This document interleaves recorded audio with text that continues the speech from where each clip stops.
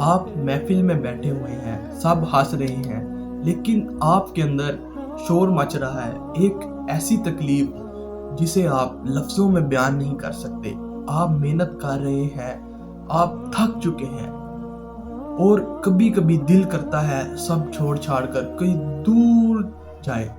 آپ کو لگتا ہے کوئی آپ کو سمجھ نہیں رہا، لیکن سنو، جس نے تمہیں بنایا ہے وہ تمہاری ان خاموش چیخوں کو بھی سنتا ہے جو تمہارے حلق سے باہر نہیں آ پائی۔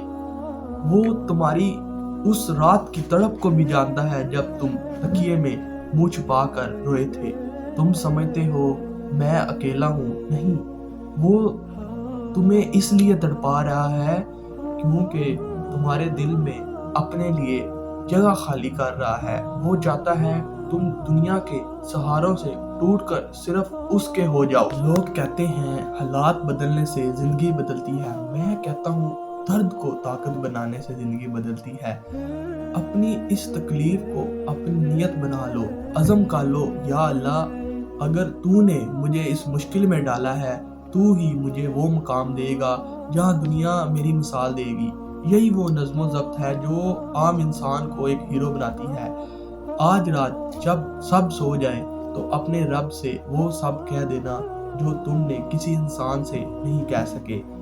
اس سے شکوہ نہیں، اس سے باتیں کرنی ہے۔ دیکھنا تمہارے دل کو وہ سکون ملے گا جو تمہاری پوری دنیا کی کامیابی مل کر بھی نہیں دے سکتی۔